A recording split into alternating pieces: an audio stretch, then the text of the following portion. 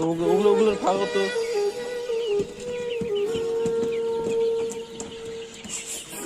দেখ, যেগুলো কমজোরি আছে ওগুলো সাইড কর।